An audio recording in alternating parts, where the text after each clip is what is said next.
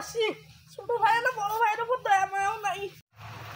আজকে যদি আপনি না কবার সিস্টার বিয়ের কথা, সেদিনকে তোর মাথার হাত ভাঙছ, আজকে তোর পাও শুদ্ধে একদম ভাঙি ফেলে দিন।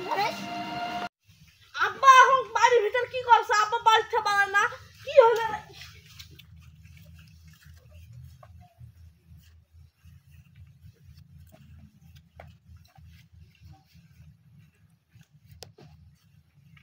এই যে খুলির মাথাতে চেয়ার বসে থুইছেন, এটা কি হবি? তাড়াতাড়ি কও। পাতারত কিসের নাগে দিছো? কাজ করছে।